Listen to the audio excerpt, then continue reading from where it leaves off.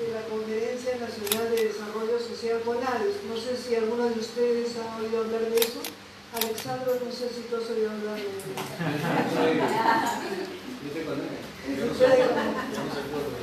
No, por lo contrario. Y CONADES es una conferencia nacional que se hace cada año articulando todas las organizaciones. Cada año tiene un lema, que es un lema organizado, decidido por todos los participantes, ¿no? El año pasado, por ejemplo, nuestro lema fue "Sin memoria no hay futuro", y fue muy interesante. El día de hoy la ANC ha convocado, como Secretaría Técnica también, a los diferentes componentes de la Conferencia Nacional de Desarrollo Social, que son muchos y diversos. Como es difícil replicar esta reunión en cada una de nuestras regiones o macroregiones, va a ser, ¿cómo se dice?, filmada, transmitida de manera simultánea y en directo a través del Facebook de la ANC, de la Secretaría Técnica de CONADES, ¿no? Andy es nuestro comunicador, él va a tomar fotografías al principio y al final. Y el día de hoy nos complace realmente de recibirlos, de recibirlas. Está con nosotros la presidenta de la ANC, Marta Cuentas, que está aquí de verde, que seguramente va, al final de la reunión, va a ayudar a cerrar la reunión. ¿Por qué nos reunimos hoy día? Nos reunimos porque el MIDIS está planteando, después de ¿cuántos años? 19 años. ¿Ah? 7 años de formación. Estado mismo. Creo que en el artículo 2 de la creación de la ley del MIDIS dice que el MIDIS deberá formar el Sistema Nacional de Desarrollo e Inclusión Social. O sea, si uno lee ese artículo, yo no soy abogado, por si acaso, que me puedo equivocar las palabras, ese artículo ya de por sí suponía un cambio en las políticas sociales del Estado, en su articulación, y lo que nosotros como sociedad civil hemos visto estos años, probablemente de mucho esfuerzo del MIDIS, es que el MIDIS ha implementado programas sociales a una escala mayor. Y creíamos que ese no era su misión, su razón de ser, y después quizá vamos a comentar por qué nos parecía eso y nos parece complicado, ¿no? En la medida que el MIDIS no tiene rectoría en varios de los temas que toca o a través de los programas. Entonces, en este momento, el Ministerio está planteando un cambio. Todos creo que han recibido un documento sobre una política nacional de desarrollo social e inclusión social del 2030. Un Perú incluye. Y a nosotros nos parecía que la mesa de concertación era un buen espacio para discutir, pero que nos parecía que con anterioridad una discusión en un espacio de concertación, eso fuera conocido al máximo por las diferentes organizaciones de la sociedad civil.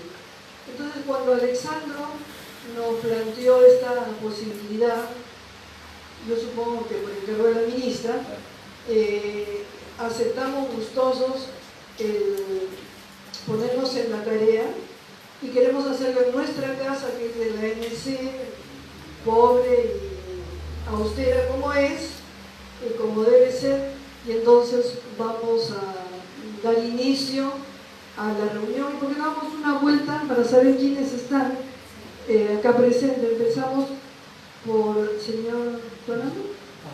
Soy Walter Tuanama, soy director general de política. Perdón.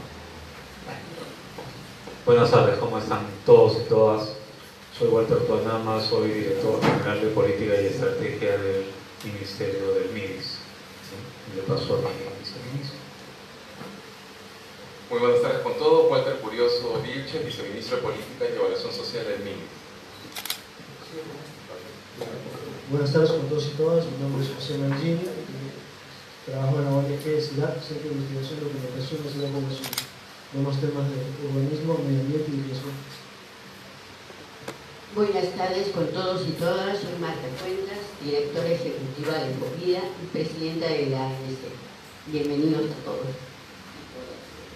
Buenas tardes a todos y todas, soy Felipe Monserto, presidente de la Asociación Nacional de Productores Ecológicos del Perú, Banco Perú. Buenas tardes, soy Rosa Hasselman, directora ejecutiva de la ONG INPET. Buenas tardes con todos y todas, soy Rodolfo Alba, de Alternativa. Buenas tardes con todos, mi nombre es Carmen Yenque, soy directora de una de las residencias de la Asociación Casa Javier. Buenas tardes con todos, Jaime Cáceres, coordinador del equipo técnico de la Asociación Nacional de Adultos Mayores del Perú. Buenas tardes con todos y todas, soy Estela Castillo Sarcos, presidenta de la Asociación Nacional de Adultos Mayores del Perú, ANAM Perú. Buenas tardes, mi nombre es Elizabeth Campos, soy presidenta de la Asociación Comisión de Damas Invidentes del Perú, quienes en este momento estamos elaborando un informe país sobre la implementación de los Objetivos de Desarrollo Sostenible desde la perspectiva de la Convención de los Derechos de las Personas con Discapacidad de Naciones Unidas y del Programa de Acción del Decenio por la Dignidad y los Derechos de las Personas con Discapacidad de la OEA.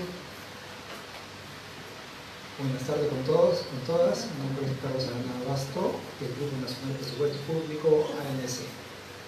Buenas tardes con todos y todas. Mi nombre es Alessandro Sarco, soy parte del equipo del Ministerio de Desarrollo y Inclusión Social y parte de todo este grupo de sociedad civil. Buenas tardes, mi nombre es Isabel Díaz, soy parte del equipo técnico de la ONG Juana por el Hambre, vinculada con la Congregación Agustina Estefan del Santísimo Sacramento. Buenas tardes, soy Leslie Forsyth y estoy apoyando al MIDIS en el documento de la película. Buenas tardes, mi nombre es Ana Cárcamo, soy secretaria ejecutiva de Foro Salud, plataforma de la sociedad civil que lucha por la defensa de la salud como un derecho humano. Gracias. Buenas tardes a todos, mi nombre es Marita Mashiro y vengo de la ONG AIDER. Buenas tardes a todas, a todos. Mi nombre es Luis Lazo Valdivia, coordinador nacional de Foro Salud. Buenas tardes, Rosario Zapata, de la Dirección de Diseño y Articulación de Políticas del MIDIS. Buenas tardes, soy Abraham Calderón, parte del equipo de ANC y del equipo de CONADES. Buenas tardes, yo soy Daniel Paiva, parte del equipo del MIDIS. Buenas tardes, soy María Zoila Fernández, directora de Diseño de Políticas del MIDIS. Buenas tardes, soy Catherine Swain de Soluciones Prácticas, parte del proyecto de Aliados a Comunicación. Buenas tardes con todos y todas, mi nombre es Miluz Cordóñez, también parte del equipo de Soluciones Prácticas del proyecto Aliados Anti-Inundaciones, donde estamos introduciendo el tema del enfoque de género y el enfoque de inclusión. Soy directora de IYA Centro de Educación y Comunicación y directiva de la ANC.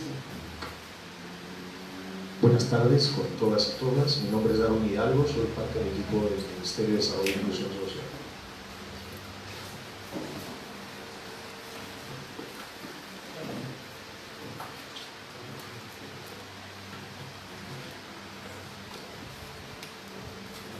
Una persona más, acá.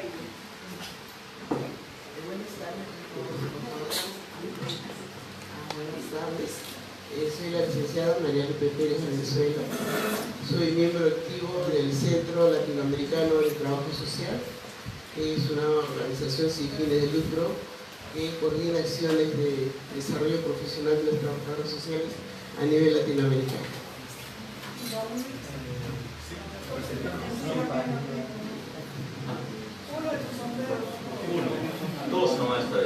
Bueno, Raúl Luna Rodríguez, del GRES, Grupo de Economía Solidaria, y en este momento, de manera muy especial, frente a la emergencia que se está produciendo en el país, como coordinador de la red de gestión de riesgos, y en algún momento quisiera robarle un par de minutos para, más que para hacer un informe, hacer una propuesta. Gracias, Pina.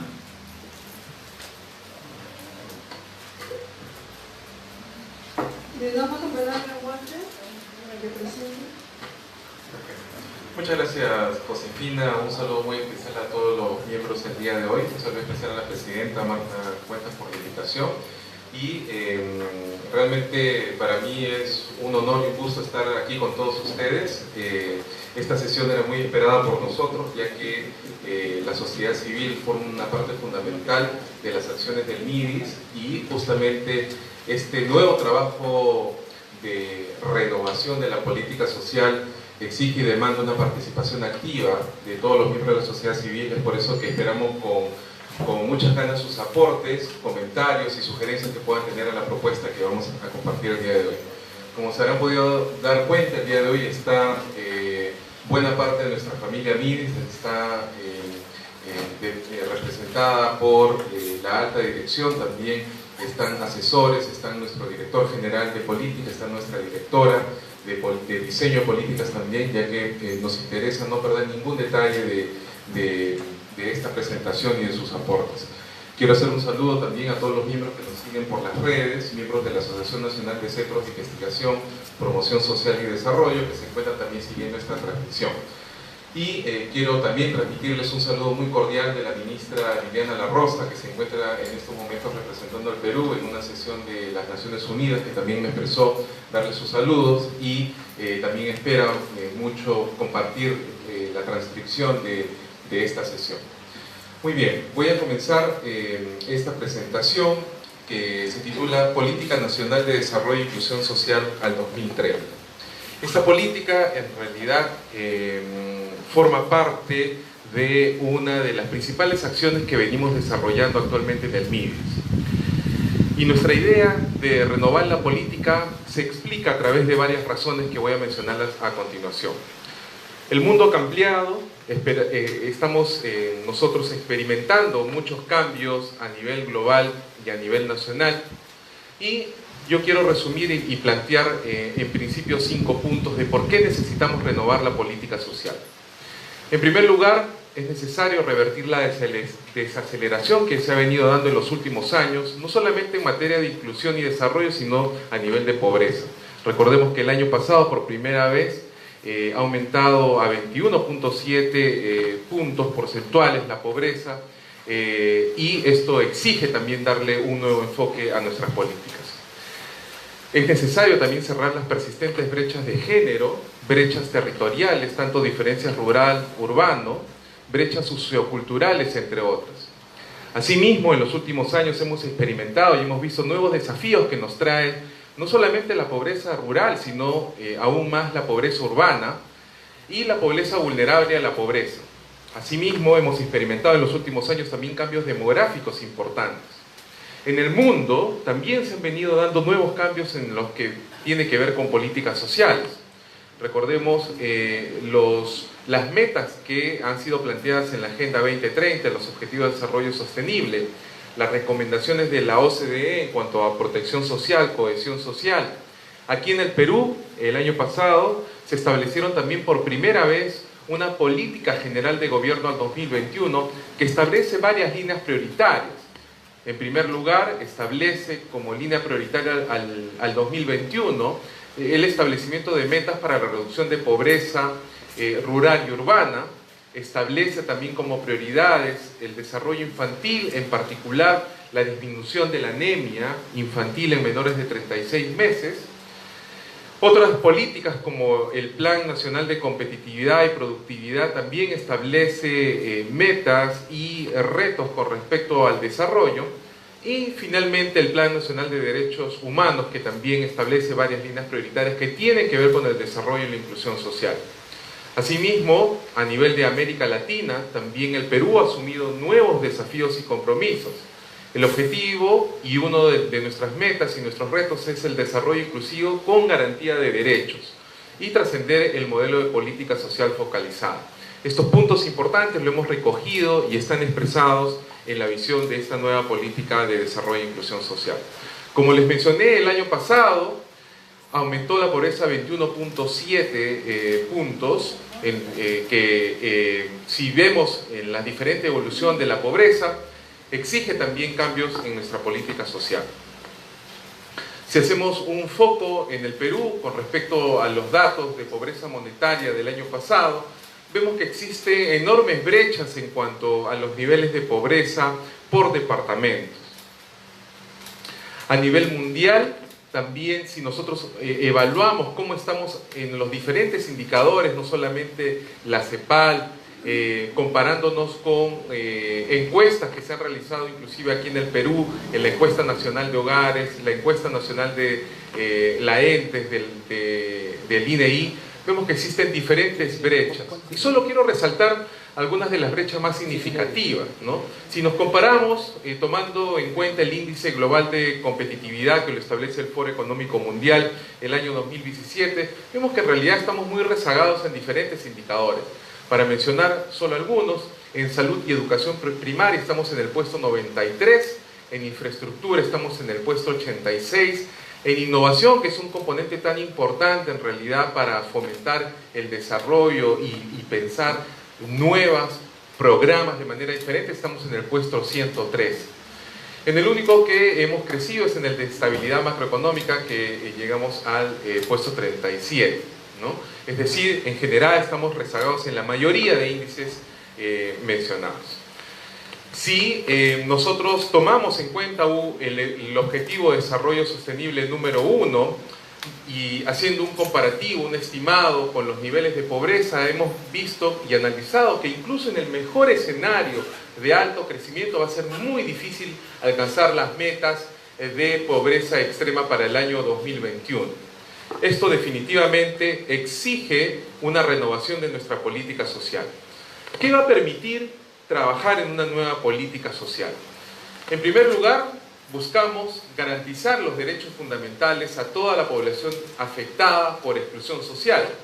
No solamente la población pobre, sino inclusive la población no pobre o los vulnerables. Es decir, visibilizar a los sectores excluidos históricamente que tradicionalmente no han estado visibilizados. El segundo es aplicar plenamente un enfoque de derechos, y esto lo subrayo porque en realidad es un cambio significativo con respecto a la primera Estrategia Nacional de Desarrollo e Inclusión Social, y con un enfoque de ampliación de capacidades y fortaleciendo la participación ciudadana. Este también es otro cambio importante con respecto a la primera Estrategia Nacional de Desarrollo e Inclusión Social. Tercero, es necesario adoptar una perspectiva multidimensional, ¿no? Ya en muchos países se ha, no es que se haya dejado de lado la pobreza monetaria, pero se han adoptado nuevas medidas de medición de la pobreza multidimensional en relación al desarrollo social, considerando no solamente los factores económicos, las dinámicas poblacionales, los factores socioculturales e inclusive los factores ambientales, que son muy importantes. Estar en armonía con la naturaleza es un aspecto fundamental que también lo recoge esta nueva política de desarrollo e inclusión social. Un cuarto punto que es también muy relevante es que tanto la pobreza como la exclusión social son fenómenos dinámicos y tenemos que nosotros también adoptar una mirada alineada a esta característica. Si bien es cierto, cada año miles de hogares excluidos salen de la pobreza, pero también entran en este nivel y en esta categoría. Y es fundamental fortalecer el capital social, que no solamente va a permitir la cooperación y la cohesión, sino que también el capital humano, que va a permitir la competitividad y productividad. Es decir, nos estamos enfrentando al problema público de la exclusión social, que también está alineado a otras perspectivas de políticas sociales a nivel internacional. Vuelvo a mencionar y expresar aquí el tema de la situación que restringe el ejercicio pleno de derechos de las personas y en general de los grupos de personas, al imposibilitar la participación activa no solamente en la vida económica, social, política y cultural. Como les mencioné, este es un proceso complejo que exige también nuevas estrategias, exige una mirada dinámica exige un compromiso y un abordaje multidimensional y relacional que limita el desarrollo. ¿Cuáles son las consecuencias de esta exclusión social? Son justamente la pobreza y la transmisión intergeneracional de la pobreza, la falta de empleo decente, entre otros. Este es un esquema resumido de la transmisión intergeneracional de la pobreza que muestra varios aspectos de la exclusión social que mencioné hace un momento. En primer lugar, para cortar la transmisión intergeneracional de la pobreza es necesario considerar y abordar varios de estos puntos en simultáneo. En primer lugar, considerar la salud y nutrición, es decir, estar en un buen estado de salud, alimentarse bien, adoptar no solamente las políticas de nutrición y de alimentación saludable, sino adoptar estos cambios de comportamiento a nivel de la comunidad para poder nutrirnos adecuadamente. En segundo lugar, oportunidades laborales, es decir, vivir en condiciones sociales que le permita acceder a puestos de trabajos dignos y rentables, considerar los diferentes enfoques socioculturales, considerar los diferentes grupos o pueblos vulnerables, incluyendo a los pueblos originarios, las diferentes etnias, etc. La educación es un aspecto fundamental, culminar como mínimo los estudios secundarios y con buenos resultados, abordar el tema de embarazo en adolescentes, particularmente en diferentes regiones del Perú, y un aspecto que también está incrementándose en los últimos años, que son las enfermedades crónicas, sobre todo los índices de sobrepeso, obesidad, hipertensión, diabetes, etc. Considerar todos esos factores nos va a permitir adoptar y romper esta transmisión intergeneracional de la pobreza, ¿no? Como sabemos, muchos de estos aspectos en realidad impiden lograr un adecuado y apropiado desarrollo. ¿Cuál es nuestra situación política? ¿Cuál es nuestra situación futura deseada? ¿Qué aspiramos al 2030? Avanzar significativamente hacia el pleno ejercicio de derechos de todas y todos, de manera que puedan vivir la vida que desean y alcanzar el bienestar. Aspiramos reducir a la mitad la pobreza monetaria, es decir, llegar a 10.3 con respecto a los niveles del año pasado, y esperamos eliminar la pobreza extrema. Eso aspiramos. Escalando no menos de 6 posiciones en el ranking mundial del Índice de Desarrollo Humano. Esperamos también avanzar, y este es un compromiso también que nosotros lo estamos asumiendo de manera muy responsable y muy comprometidos, sobre todo en las poblaciones que están en exclusión, es decir, considerar y desarrollar programas integrados para los pueblos originarios, para las mujeres, para las poblaciones LGTBIQ, los afroperuanos, los migrantes, las personas con discapacidad. ¿Qué cosa es lo nuevo de la política multisectorial al 2030? En primer lugar, como mencioné, es nuestra población objetivo. Aquí, y este enfoque integral aborda y considera a todas las personas afectadas por la exclusión social. Si bien es cierto, tenemos una priorización, que son aquellas en situación de pobreza y vulnerabilidad, y vigilando el ejercicio de derechos en toda la población. El segundo es que recoge principios transversales de la original Estrategia Nacional de Desarrollo e Inclusión Social, que inicialmente salió cuando se creó el Ministerio de Desarrollo e Inclusión Social, pero incorpora también elementos de participación ciudadana, descentralización, la innovación social que mencioné también hace un momento, la sostenibilidad ambiental, la gestión de riesgos y desastres y la productividad. Otra característica importante es el enfoque multisectorial, intergubernamental y territorial de toda la política social. Como ente rector, el Ministerio de Desarrollo e Inclusión Social asume el rol articulador desde el Sistema Nacional de Desarrollo e Inclusión Social, el SINADIS. Como bien se mencionó, el SINADIS es nuestro sistema funcional, el cual, si bien es cierto, fue oficializado y fue desarrollado en un decreto supremo aprobado en el año 2016, sin embargo, muchos de estos aspectos todavía no se han desarrollado, ¿no? Y es importante no solamente establecer e implementar todos los ejes establecidos en el Sistema Nacional de Desarrollo e Inclusión Social, sino también, inclusive, llegar a trabajar hacia un sistema regional de desarrollo e inclusión social. Y como cuarto punto, promover el creciente protagonismo de la ciudadanía, ¿no?, a través de sus diferentes organizaciones, los gobiernos regionales y locales, en la gobernanza, el desarrollo y la inclusión social.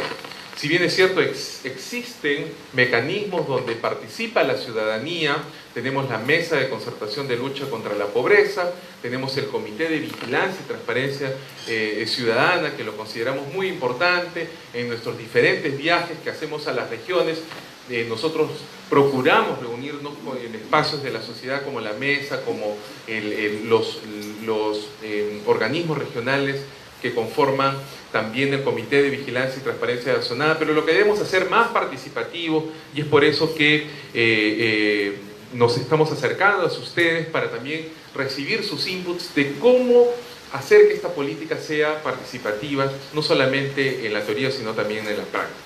En resumen, estos son los 4 objetivos prioritarios de esta renovación de la política social. La finalidad, como les mencioné, es lograr el pleno ejercicio de los derechos de manera que podamos vivir la vida que deseamos y alcanzar el bienestar. Los 4 puntos que consiste esta política y que voy a desarrollar muy brevemente a continuación son estos 4. El primero es el sistema de protección social, el segundo es el desarrollo de capacidades humanas, el tercero es la generación de ingresos autónomos y el cuarto es gobernanza territorial con participación. Cuando nos referimos al sistema de protección social, nos estamos enfrentando al problema de la desprotección de las personas ante riesgos diferentes a lo largo del ciclo de vida. Para tomar solamente un ejemplo, estamos aquí mostrando el porcentaje de población censada según los datos del INEI, según condición de tenencia del seguro de salud.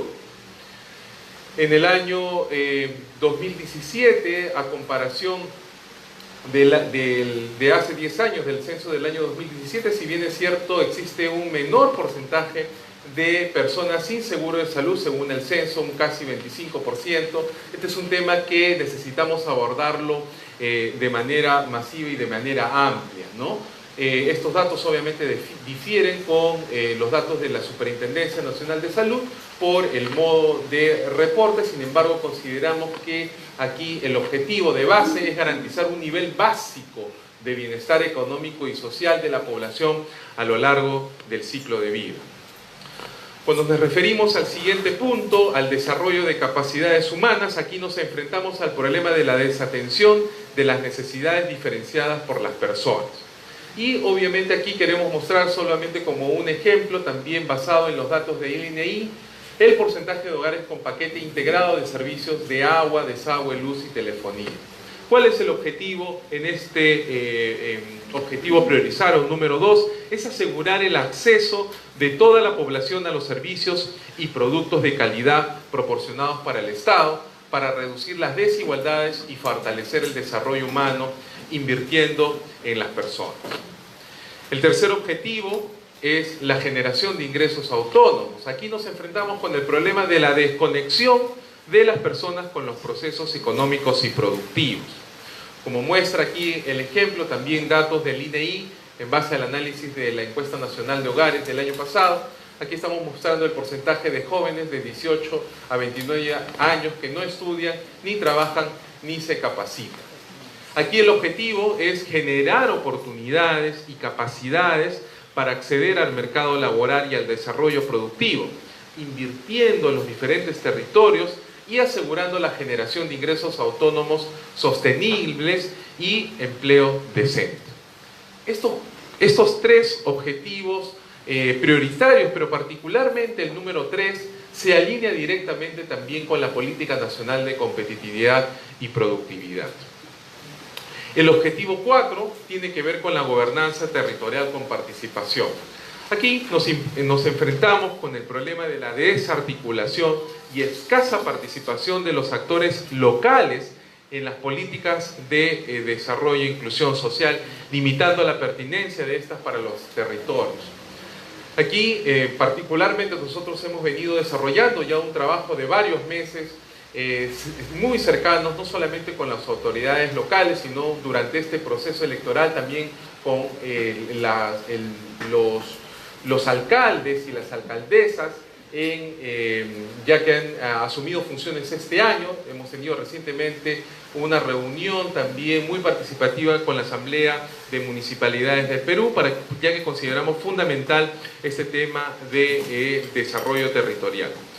Y aquí el objetivo es garantizar la adopción de decisiones inclusivas, participativas y representativas sobre el desarrollo social, respondiendo a las diferentes necesidades que tiene cada territorio. De manera muy puntual con respecto a ejemplos de lineamientos que tiene que ver con cada objetivo prioritario. El objetivo prioritario 1, que tiene que ver con el sistema de protección social, aquí está ligado con el acceso a la atención integral de salud para toda la población, el ingreso básico para las personas adultos mayores y también un ingreso básico para las personas con discapacidad, el ingreso básico para los hogares con niños, niñas y adolescentes, el ingreso básico para las personas de edad activa en situación de pobreza o vulnerabilidad, incluyendo a jóvenes y adultos, es decir, una capa básica de protección social. Pero también otro punto importante y que tampoco fue inicialmente considerada en la primera Estrategia Nacional de Desarrollo e Inclusión Social es la protección social adaptativa ante los riesgos y desastres. Actualmente y recientemente hemos sido incorporados como institución de primera respuesta, y es por eso que actualmente en el marco de los fenómenos que venimos viendo en todo el Perú, se ha desplegado ya equipos del MIDIS. El MIDIS particularmente ha sido encargado Lima Región para tomar acciones y coordinar con los diferentes sectores, así que actualmente tenemos también diferentes equipos del MIDIS que están desplegados a nivel nacional. El objetivo prioritario 2, que es el desarrollo de capacidades humanas, busca garantizar el desarrollo integral de los niños, las niñas, los adolescentes, combatiendo la anemia infantil, la desnutrición y el embarazo adolescente. Aquí han habido ya algunos avances importantes con respecto a la articulación.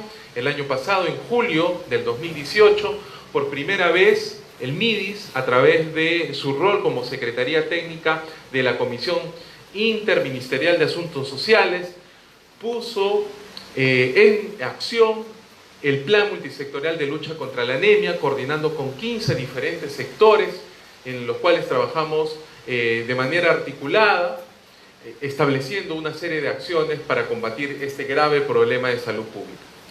Este objetivo prioritario 2 también tiene que ver con garantizar las prestaciones de salud que sean de calidad, oportunas, buscar mejorar los niveles de los logros de aprendizaje de los estudiantes, es un tema también importante, asegurar el acceso a vivienda adecuada y a cobertura sostenible en los servicios de agua, saneamiento, energía eléctrica y telecomunicaciones, garantizar entornos seguros y pacíficos con acceso a la justicia que promuevan el desarrollo y la inclusión social. Y como sexto punto, pero no por ello menos importante, más bien creemos que también este es un aporte relevante que también está siendo resaltado en esta nueva versión de la Política de Desarrollo e Inclusión Social, es la promoción de la igualdad y la no discriminación de cualquier índole, no solamente por razones de género, sino por creencias religiosas, por discapacidad, por identidad cultural, por orientación sexual, por identidad de género, etc.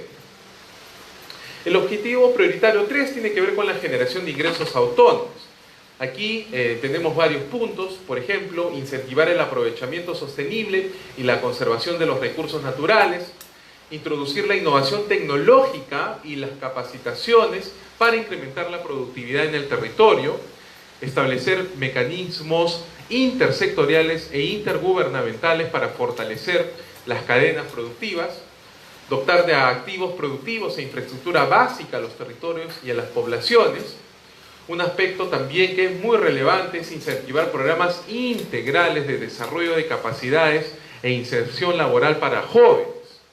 Fomentar la creación y ampliación de programas que promuevan la reconversión laboral y su vinculación con el mercado laboral. Desarrollar mecanismos para facilitar la conciliación entre la vida familiar y laboral. Y educar financieramente a la población para asegurar el acceso al sistema financiero formal y el adecuado manejo de las finanzas personales. Eso lo venimos haciendo ya a través de algunos programas sociales como Juntos, como CODES, etc. Y el cuarto objetivo prioritario es la gobernanza territorial con participación. Aquí nosotros buscamos impulsar la institucionalización de mecanismos de participación y consulta de las políticas sociales y su implementación, promover la articulación interministerial e intergubernamental en el territorio. Mencioné ya uno de nuestros espacios de articulación, que es la Comisión Interministerial de Asuntos Sociales, las CIAS, pero tenemos otro mecanismo de articulación, que es la CIDIS, que es la Comisión Intergubernamental de Asuntos Sociales, donde participan no solamente nuestros representantes de los enlaces MIDIS a través de las diferentes regiones, sino que también participan gobernadores. Tuvimos hace muy poco, 3-4 semanas, nuestra primera sesión de la Comisión Intergubernamental de Asuntos Sociales, con la participación de gobernadores regionales, con la participación de los gerentes de desarrollo. Que se está pasando de ver la pobreza como a nivel de sectores o como compartimientos estancos a esta nueva visión a través de las personas mismas, ¿no? En el desarrollo de toda su vida. Lo que me sigue preocupando es cómo aterrizar todas estas políticas, porque las políticas son buenas, el asunto es cómo aterrizamos. Las ONGs que estamos en el campo y tenemos los problemas de la población nos enfrentamos con eso. La centralización del poder no siempre, y de las decisiones acá, no siempre se traduce en acciones positivas en el campo. Ustedes han hablado de la posición y en los documentos se presenta este nivel articulador que puede tener el MIDIS. ¿Cómo van a hacer para que eso se aterrice? ¿Cómo hacer que estas políticas nacionales realmente se hagan en función de lo que se está estableciendo como objetivos prioritarios y de las necesidades de la población? Es decir, cómo se va a hacer este monitoreo y seguimiento en el campo, en las regiones, en la provincia, en la comunidad. Y una segunda aclaración que quisiera, en el objetivo 1, se habla de garantizar ingresos básicos. Por esos ingresos básicos ustedes han establecido algún monto, es decir, están hablando de que el sueldo mínimo, están hablando de la canasta básica, porque básico puede ser cualquier cosa, que no alcanza para nada, ¿no? Entonces me gustaría saber si ustedes ya han hecho algo al respecto. Mi nombre es Rosa Hasselman, de la ONG IMPEX.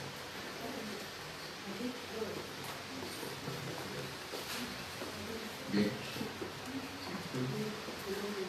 Bueno, Rodolfo Alba de Alternativa. También, como dice Pipa, ya años trabajando en estos temas, especialmente en Lima y en alguna región del país.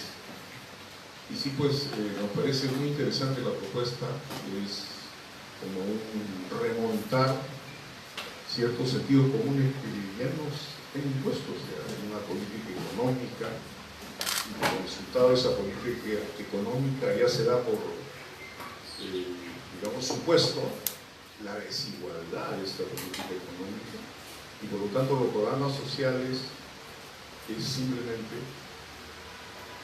para cubrir esa desigualdad, ¿cierto? Y entonces no cuestiona nada la política económica. Pero con esta visión al 2030 que nos plantea este tipo de MIDIS, parece que sí, o sea, compartimos esa visión de desarrollo, o esa visión del 2030, y en el cual ya hablar de programas sociales como tendría que ser cuestionado, ¿cierto? Y tenemos que comenzar a definir el desarrollo sostenible como una posibilidad real y que parte también de la política económica, y por eso el interés en el aspecto económico productivo, además de otra de las líneas, me parece interesante. Y ahí una segunda cosa, también como interrogante, como pregunta, es el tema de focalización. Si es que partimos de ese supuesto ya dado, ¿no?, de desigualdad, evidentemente corresponde a una intervención individualizada, y por eso la focalización identifica a los pobres en el supuesto que resolviendo el problema de los pobres resolvemos los demás problemas, y sin embargo lo que sucede en la realidad es que resuelves el problema de los pobres identificados, pero no resuelves las causas, y entonces aparecen otros pobres, ¿cierto?, en los siguientes años. Entonces no resuelves el problema. Y entonces ahí cómo construir una nueva política de focalización me parece interesante, o sea, pero cómo debe construirse esa nueva política de focalización o ese nuevo sistema de focalización. Y en tercer lugar, el tema de la descentralización. Recuerdo cuando se dio la ley de descentralización, uno de los puntos del cronograma de descentralización era que los programas sociales iban a ser transferidos a los gobiernos locales. ¿Cuántos se han transferido? Casi ninguno. Y entonces, evidentemente, hablamos de descentralización, pero en el aire, ¿no? Porque justamente lo que está más cerca de los gobiernos locales, lo que está más cerca de la población, que son los programas sociales, ¿no?, están aún manejados de manera centralizada. Entonces, por ahí puede ser una de las fallas también. Hay esfuerzos, evidentemente, de articulación. Yo creo que esa propuesta que se está planteando de articulación desde el nivel local es importantísima. Pero hay que tener también como referencia de que a quién compete asumir decisiones en materia de programas sociales. Ha habido experiencias en las cuales, como está centralizado, evidentemente las municipalidades o las instancias locales solo sirven para a veces hacer convocatorias y punto. Y eso creo que no es una real descentralización. Gracias. Raúl Rodríguez. Es una buena propuesta. ¿Cómo era tu apellido? Raúl Luna Rodríguez.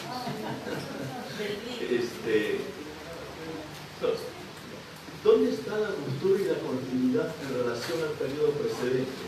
Porque da la impresión es, está bien, mirar para el futuro, pero ¿cuál es el pasado? ¿No? Bueno, no es el pasado personal, sino el pasado de este país. Dos, esta propuesta es opuesta, complementaria, compensatoria a la política económica, creo que es muy importante. Y la tercera es como que aparece una política absolutamente sectorial en ausencia del primer ministro, que no se le veía hace meses. Entonces la pregunta es, ¿hasta qué punto, digamos, esta es una política del conjunto del gobierno peruano y se asumía por el primer ministro o solamente sectorial? Puede ser un poco absurda la pregunta, pero como no lo vemos al primer ministro en los últimos meses, entonces no sé. Bueno, no. Corto. Como Rodolfo. Sí. Ya, muy bien. Amigo curioso, viceministro, un gusto verlo y escucharle. Las preguntas que tenía o los planteamientos, diría que significarían abordajes más amplios, ¿no? El tema de la participación. ¿Cómo tener rol participativo realmente y no estar incluido en la elaboración del presupuesto? Salud, educación, agricultura, mujer, etcétera, etcétera, etcétera. O sea, no podemos participar en la parte del proceso operativo, sino participar desde la elaboración del presupuesto para garantizar los derechos de los usuarios, de los ciudadanos y ciudadanas, etcétera. Punto 1. Otro aspecto, me parece bien el desarrollo en el sentido de dar oportunidades, pero difícil se va a tener las oportunidades si no se generan las condiciones. Una experiencia que he tenido en Anta, oportunidades, y las señoras de la Federación Campesina de Mujeres de Anta hablan de oportunidades, y cuando les pregunto cuáles son sus condiciones respecto, por ejemplo, a un tractor en su comunidad o en su distrito, de los 9 distritos que tiene Anta, no tienen.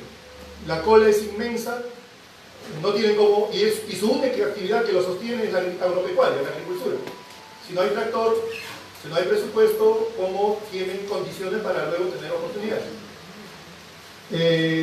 Respecto a los programas, mi concepto antiguo tiene límites y siempre lo tendrá porque se actúa sobre la esfera de la parte final. Importante sería que se oriente y que sea en el discurso, mejor dicho, sea incluido en la política nacional, la intencionalidad de desarrollar políticas universales. Escoja cualquiera, ni siquiera voy a decir que sea salud, pero si desarrollara una política universal de trabajo campesino, por ejemplo, son 10 millones de personas, 3,5 millones de trabajadores de la tierra, que podrían tener con una política universal garantías para poder producir alimentos y no estemos con problemas de nutrición y hambre. Por lo tanto, resolveríamos la anemia sin mucho sulfato ferroso y tendríamos soluciones de mayor envergadura. Y finalmente, el tema de otra ley marco y una política importante del gobierno está el Decreto Supremo 345 de competitividad y productividad, que ustedes también hacen alusión. No basta la competitividad, no basta la productividad si es que no se involucra a los actores desde el punto de partida del proceso productivo. O sea, no está para... La política no debiera ser en la parte final nuevamente, sino cómo se distribuyen los recursos entre todos los actores, por ejemplo, de la producción, en términos de la renta nacional. Un dato antiguo, que lo conozco, en los fines de los 80, 90, el 40% de la renta nacional era para el capital y el 60% era para el trabajo. Ahora está a la inversa y retrocediendo grandemente.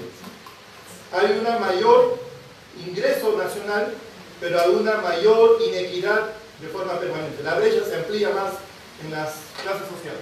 Gracias. Sí, yo vengo de Foro Salud, o sea, de la misma entidad del compañero que me ha antecedido, y simplemente yo también me preguntaba que las políticas, viceministro, buenas tardes, están muy bien, muy lindo escucharlas, pero el cómo es lo que también me preocupa, porque cualquier cosa es el qué, el cómo y el cuánto, o sea, lo que va a costar, y eso tiene que ver con el presupuesto, ¿no? Y entonces yo me pregunto si, por ejemplo, este decreto que violenta los derechos de los trabajadores, el decreto 345 que habló Lucho, les va a reducir tremendamente sus ingresos, ¿no? Por otro lado, esas concesiones fiscales que hace a la gran empresa minera, hemos estado en Cusco y hemos visto la pobreza en las áreas mineras, o sea, es increíble, tanta riqueza, porque se sale todo para afuera, no queda nada para los campesinos, solamente la represión y si es que quieren defender bueno, eso ya es un cuento que todo el mundo sabe, ¿no? Si quieren defender sus cuencas, qué sé yo, les mandan la policía. Entonces, todo eso me parece que hay que reflexionar, pensar y ver cómo se va a plasmar, ¿no? Gracias.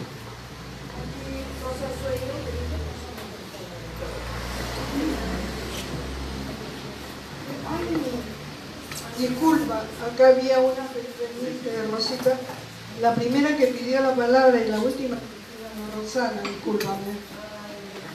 Buenas tardes, mi nombre es Rosana Elena Bretoneche Rivas, mujer viviendo con VIH. Vemos como una preocupación aquí yo, es que el tema de las personas que viven con VIH no está incluido ahí. Entonces yo creo que sí es importante estar incluidos nosotros en ese tema, porque veo que habla violencia, habla pobreza, y en todos nosotros hay pobreza, hay violencia, porque a veces lo que sí debería haber una política, y cómo lo hacemos, como dijo la compañera, yo creo que fortaleciendo las capacidades de las mujeres en cuanto a que cada una pueda aprender a elaborar un proyecto, a preparar, capacitarse, porque una mujer que no tiene conocimiento sobre sus derechos y qué cosa hay que cuenta nuestro país con normas, leyes, reglamentos, que tenemos muy rico en nuestro país, pero sin embargo no todas lo conocen, que es importante fortalecer esas capacidades para que las muchachas mismas puedan darle sostenibilidad en el futuro en cuanto al resto del trabajo, ya aparte del emprendimiento económico, que también estamos viendo todo ese tema del emprendimiento económico, porque una mujer que no tiene dinero para poder salir de sus casas, de sus lugares, a buscar trabajar y darle de comer a sus hijos, no va a capacitarse, no va a aprender, se lo digo por experiencia propia. Si yo no tengo para movilizarme, no vengo, señor, me prefiero quedarme en mi casa, hacer aunque sea una sopa de fritas o de lo que sea, ¿no? para poder comer y alimentar a mis hijos. Pero sin embargo, muchas veces eso no lo considera. Las personas, los tomadores de decisiones políticas, ellos no lo ven de esa manera. Es otra realidad lo nuestro. Yo, y así como usted me ve, yo estoy hinchada. Yo tengo anemia y tengo cirrosis en segundo grado.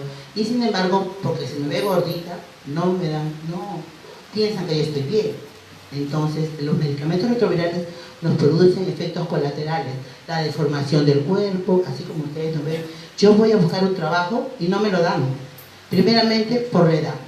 A causa de la edad, 50 años, ya lo ven. Esta señora, ¿para qué? Tengo la experiencia, pero no, físicamente no estoy como para poder trabajar, ¿no? Quizás la señora, como está más delgada, más guapa que yo, a ella le dan el trabajo, ¿no? Pero a mí no me lo dan. Eso es lo que pasa. Es el tema de estima y de discriminación que estamos pasando. No solamente las mujeres, también los hombres también.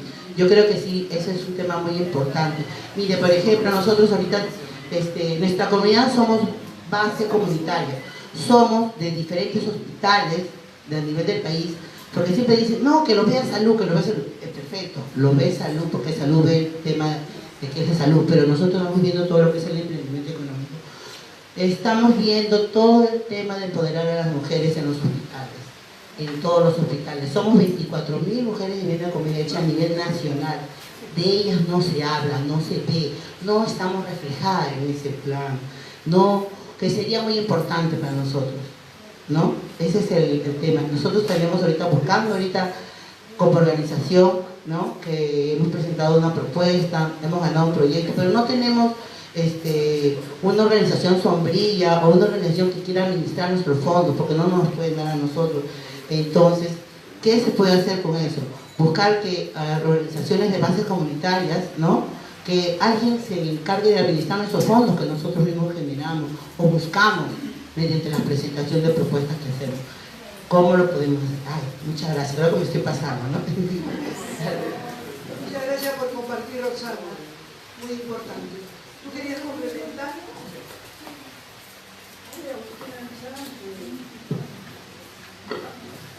Gracias. Mi nombre es Felipe Vega Fernández, de la organización Juventud Obrera Cristiana. Para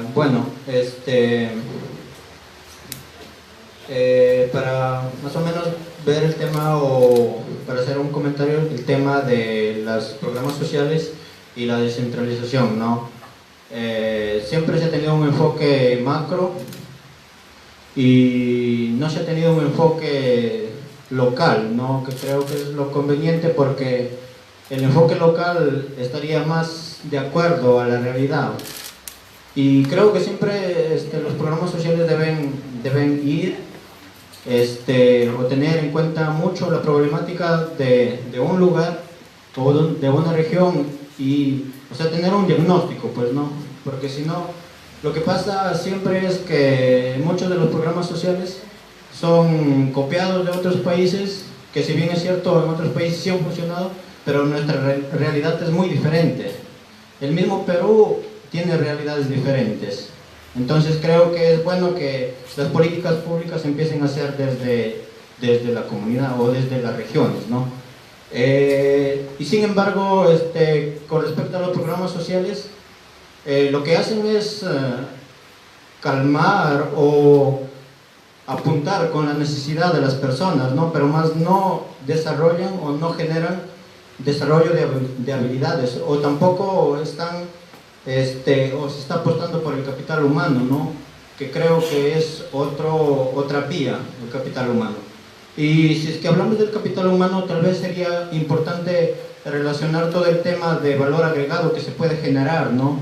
El Perú somos un país primario exportador, y si somos primario exportador, entonces se extraen las materias primas y se exportan, pero no genera una cadena que podría ser de empleo, ¿no? Para nuestros campesinos. Y bueno, por último quería hablar sobre el tema de la informalidad, que es muy importante, y el tema de la seguridad alimentaria. Gracias. Muchas gracias. Les pido que sean cortos. Muy buena tu intervención. Para los demás, hay dos pedidos de palabra, Rosita y terminamos con hambre, ahí va una más, ¿qué más? Bueno. Dos más, tres más. Mire, yo voy a... Mira, yo voy a sintetizar un poco mi intervención porque de alguna manera muchos de los que han hablado, con varios, han dicho lo que pensaba decir, pero creo que hay algo más que me gustaría agregar. Si bien es cierto, yo he leído el documento que me mandó y al escucharlo yo sentía que era parte de lo que, no sé si decir de sentido común, pero sí que como que hay una corriente de opinión y estaba de acuerdo con la respuesta. Lo que veo difícil, que ya lo ha dicho alguien, es el cómo. Te digo por qué, porque está hablando de descentralización que venimos luchando años. Estamos hablando de participación, bueno, el cómo se va a hacer eso, ¿cierto? Y una cosa que me preocupó porque tú lo has planteado, y es el Internet. O sea, si estás hablando del Internet, estás hablando de ciudades principales y de cosas. Ojo, si tú ves el mapa de donde llega el Internet, no llega a... El Chiclayo llega, ahorita ya llegó hace una semana en Caguace, llegaba hasta Parayato. Entonces ahí tenemos un problema muy fuerte para que realmente esto sea participativo y todo lo demás. Mucho más cuando, hablar de Humala ahorita de Humala, pero Humala compró y pagó el hecho de que tengamos un internet, una torre de internet, y lo que ha hecho. ¿Quién reclama? ¿Quién dice? Y eso ya está. Las grandes lobbies están haciendo, ustedes qué podrán hacer ahí, los grandes lobbies para que eso no funcione. Porque eso sí nos permitiría realmente pensar en una constitución. Cosa tibia. Como que estaban de preguntar, hablando.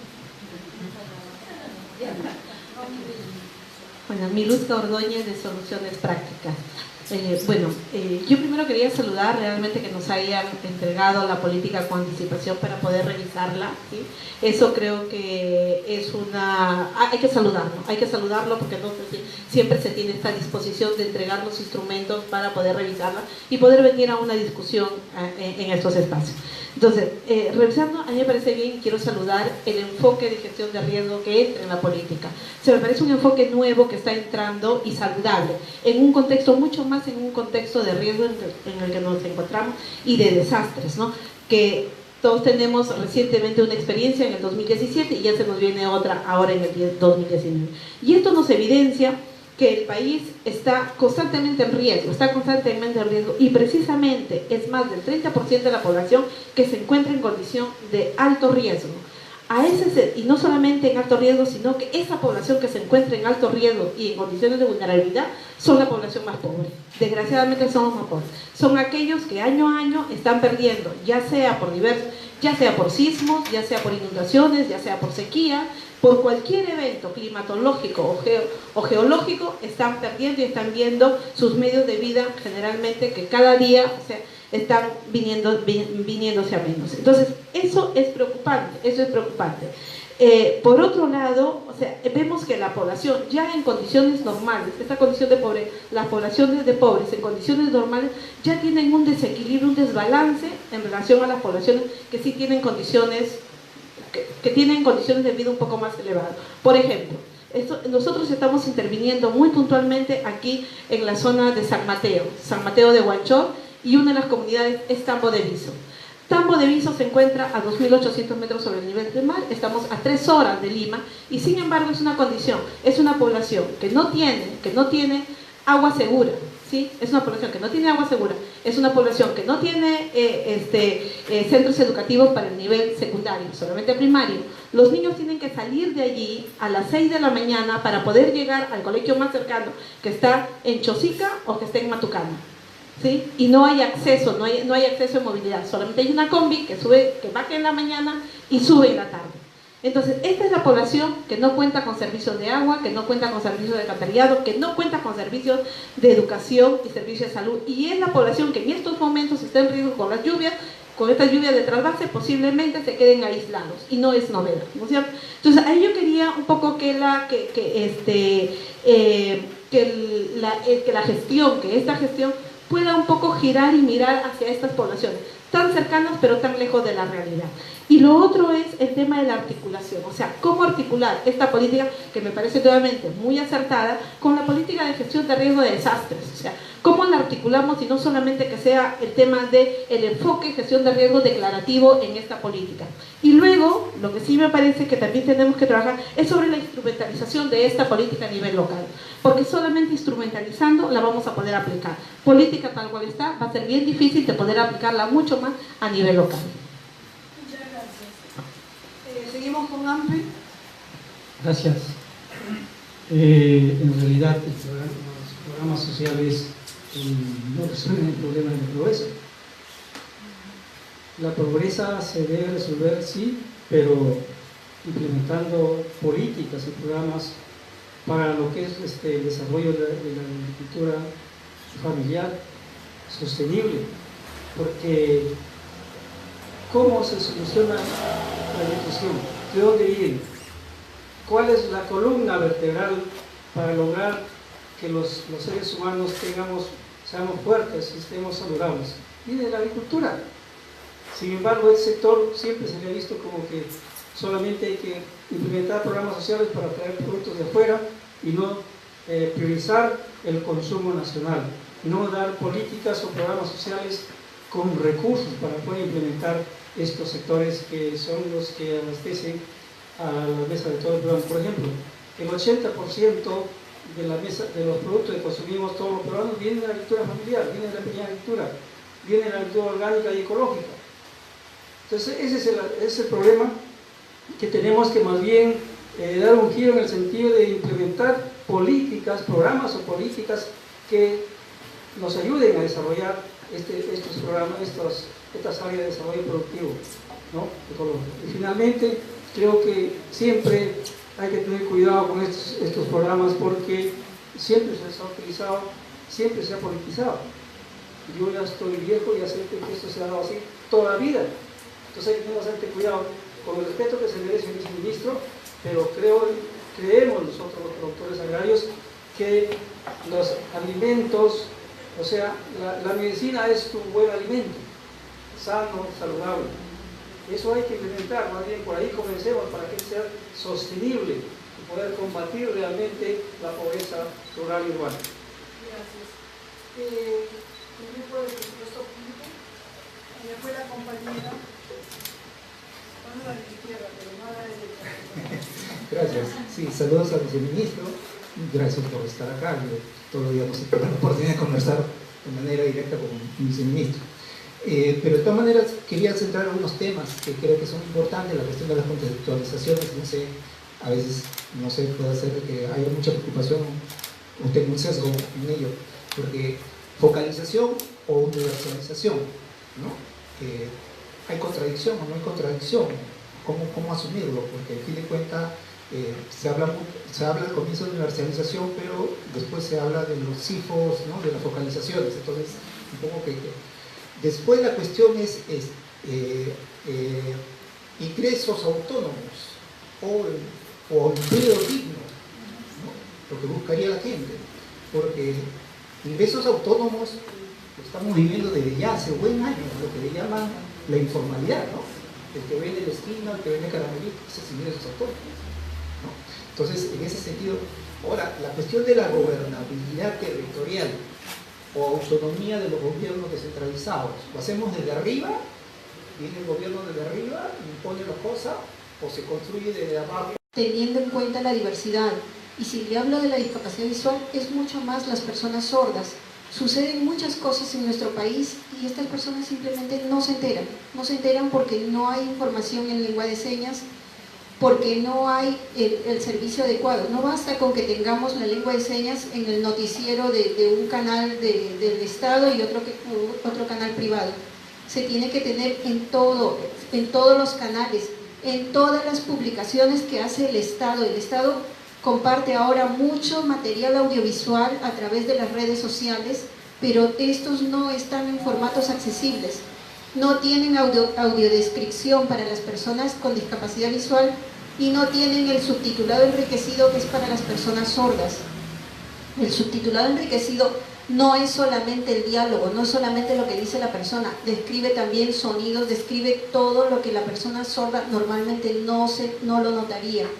No, es muy importante la accesibilidad, es muy importante también que se piense desde el 2015 tenemos los nacimientos en línea, ya se sabe cuando nace un niño con discapacidad, y muchas veces nace un niño con discapacidad leve o moderada, pero al no ser atendido, al no haber el servicio de estimulación temprana, al no existir los PRITES suficientes en nuestro país, realmente estos niños terminan luego en el transcurso de la vida, a lo largo de la vida, con una discapacidad severa que se pudo evitar. No se desarrollan las capacidades de las personas porque no se toman las medidas adecuadas. No es tan importante, hay veces, los programas que se les da dinero a las personas, porque esto se ve en el tiempo y hay veces ni siquiera es disfrutado por la misma persona con discapacidad. Hay veces la familia lo distribuye, lo dispone de alguna u otra manera. Es mejor desarrollar servicios de calidad. Por ejemplo, en el Perú tenemos una ley por la cual las personas con discapacidad severa tienen el transporte público gratuito. ¿Cómo van a tener el transporte público gratuito si los servicios de transporte público son empresas privadas? Es como que yo entrara a la casa de alguien y le dijera, soy una persona con discapacidad, dame de comer. Eso no es. Lo que necesitamos es servicios accesibles y que de las personas que están en extrema pobreza, el Estado asuma a través de algunos programas el apoyo para que se puedan movilizar, porque al no poder tener acceso adecuado al transporte, estas personas no tienen acceso a la salud, no tienen acceso a la educación y por ende no van a tener acceso a un empleo de calidad. Y sigue quedándose la suma de pobreza y discapacidad, van juntos, ¿no? Eso es algo que quería comentar. Igualmente me interesó el tema que mencionó de los tambos. Quería saber si en estos tambos se han tenido en cuenta los criterios de accesibilidad, no solamente la accesibilidad física, sino la accesibilidad en cuanto a la información, en cuanto al entorno. Si se habla que tiene internet, este internet es accesible para todos. Esas son mis preguntas.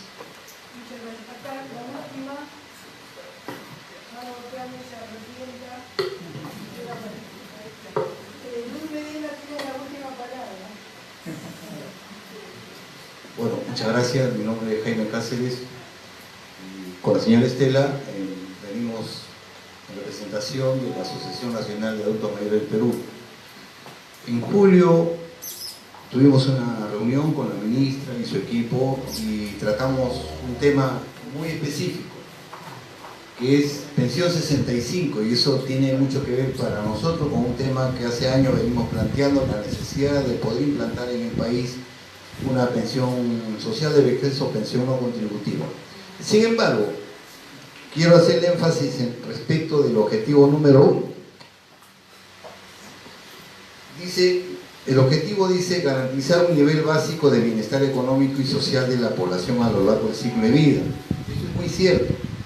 Pero si nosotros nos estamos orientando al 2030, ¿cómo voy a garantizar yo una pensión no contributiva hoy? Los programas no nos van a resolver el tema de la pobreza. Nosotros hace años venimos proponiendo una política respecto de las pensiones.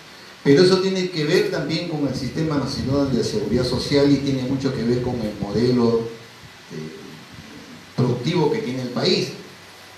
La tendencia hoy es al crecimiento del sector informal laboral. Entonces, si el Estado no protege el trabajo digno hoy, ¿cómo vamos a tener en 2030 o en 2050 una población beneficiada o amparada económicamente por salarios dignos hoy para que tengan una vejez digna el 2030 y el 2050? Nosotros sí estamos poniéndole énfasis en este detalle. Hoy no tenemos la garantía de que los que están atrás de 40 o 35 años, cuando tengan nuestra edad, más o menos entre los 65 y los 70 años, realmente puedan tener una vejez digna. Hoy la seguridad social está en crisis, el Sistema Nacional de Salud también. Entonces, si esto lo asocio al tema de pensiones, obviamente requeriríamos ahí sí implantar mejoras. Finalmente, La crisis de la institucionalidad en este país, ¿cómo la vamos a resolver?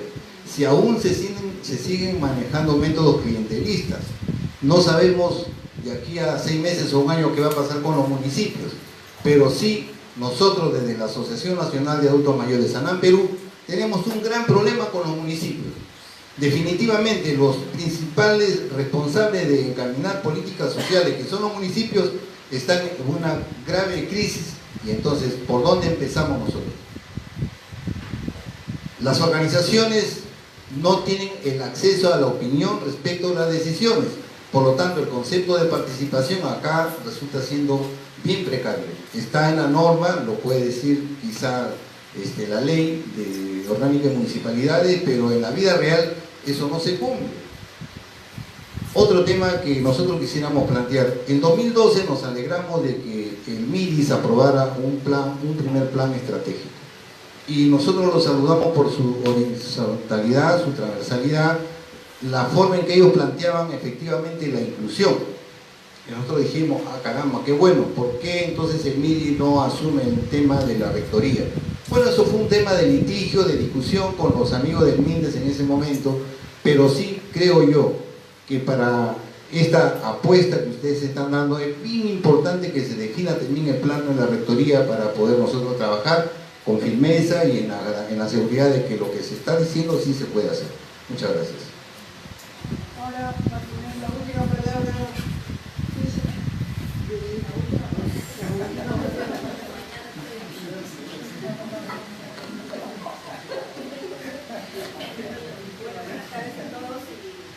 Ministro, soy Luz Medina y soy secretaria nacional de la Confederación Nacional de Mujeres por la Vida y Desarrollo Integral, con la MOVIL.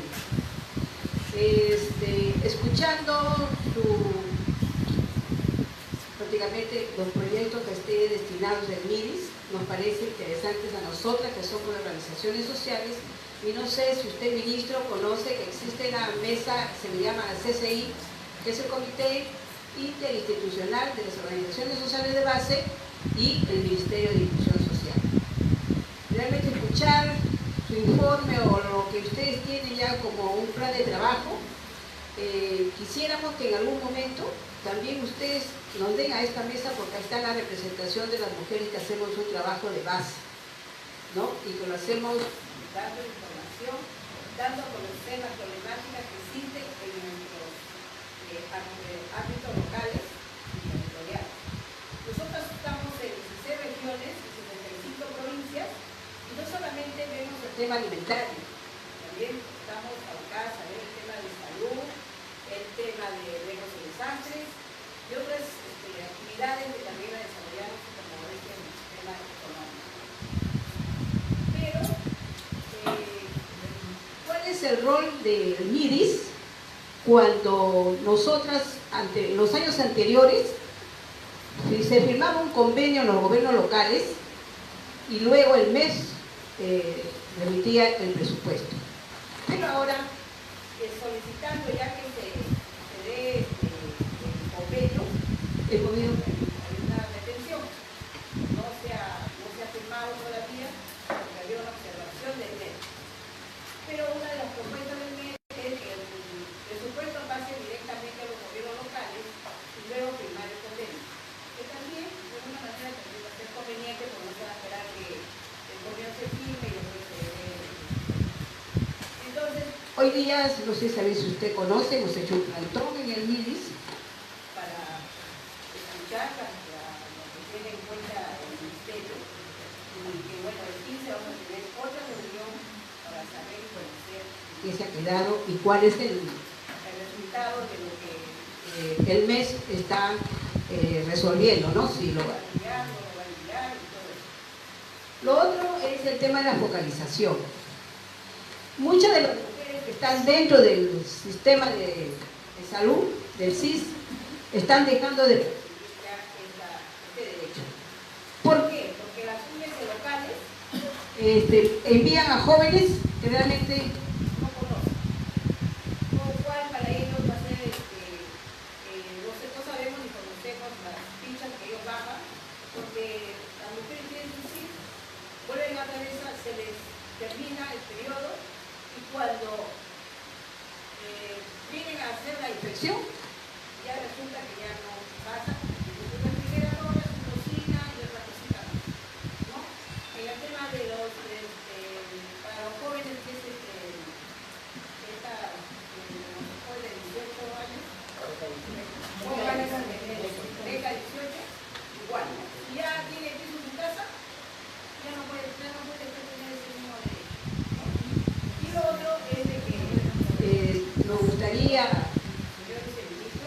tenido varias reuniones con los viceministros, pero ha quedado solamente en conversación porque después no hemos escuchado respuestas. Inclusive, usted debe saber que cuando hubo el tema de toda la costa, también hay un decreto supremo que las organizaciones sociales, como éramos comedores, iban a tener participación de poder elaborar la alimentación para la población que había sido afectada. Pero solamente fue el decreto supremo, el papel, pero no el trabajo que deberíamos haber hecho nosotras para brindar el servicio alimentario a esta población.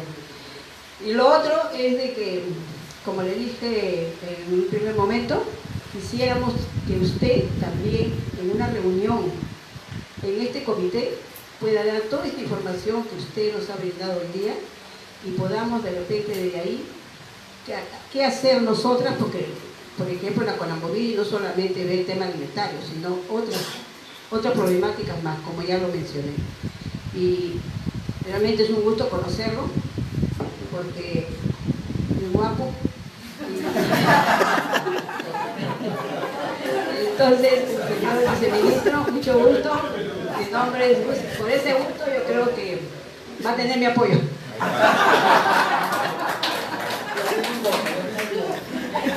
Aviso. El plantón a la conquista. ¿Quieres hablar? Pero ya no es sociedad civil.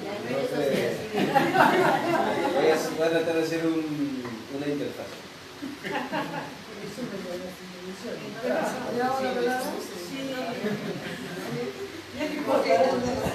¿Qué vamos a hacer? No, pero voy a hablar como MIDIS, obviamente. Claro. Quiero hacer una contextualización de las preocupaciones. Ok. Ok. De acuerdo. Sí. Va a ser una suerte de no quiero hacer la síntesis, voy a colocar los temas más. Marta nos ayudará a hacer la síntesis de lo que Los temas más relevantes creo que han señalado. La verdad que en primer lugar quiero agradecer la oportunidad de opinar sobre la nueva política del MIDIS. Es muy importante, yo solamente les pido que no sea solo esta vez, porque creo que es una política que debería ser discutida en varios espacios y además permanentemente, ¿no? El tema de la gestión y la política pública es que logra determinados consensos en la esfera política, pero no logra los suficientes consensos en la esfera social. Bueno, dicho esto, yo creo que efectivamente la propuesta nos plantea varios temas, obviamente sobre los cuales seguiremos conversando. Yo voy ahora a abocarme a 4 que parecen altamente relevantes, recogiendo lo que ya han señalado.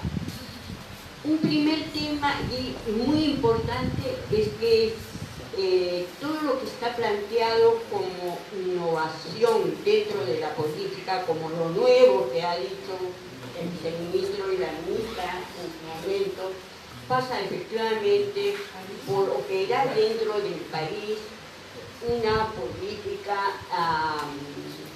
intersectorial, intergubernamental, como lo señala el mismo documento. Y eso implica reforma del Estado, ¿no es cierto? O sea, eso no puede hacerse solo a partir del MIDIS. Eso implica una reforma mayor que además conlleva a una profundización del proceso de descentralización, ¿no es cierto? Porque el proceso de descentralización en el país está estancado, ¿no es cierto? Por ahora voy a decir que no está en retroceso, pero efectivamente no se ha avanzado y al contrario hay varios problemas que efectivamente hay que enfrentar, pero es reforma del Estado, ¿no es cierto? Como tener una política intersectorial, intergubernamental. Y eso aparentemente, eso es imprescindible para efectivamente tener una política que enfrente los problemas de la pobreza, desde la mirada multicausal, multidimensional. ¿No es cierto? Eso es lo primero. Entonces, la pregunta que se han hecho varios es, bueno, ¿y eso cómo? ¿Cuándo?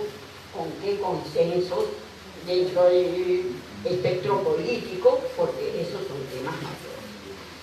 Uno segundo tiene que ver con este tema que se ha planteado de la generación de ingresos autónomos.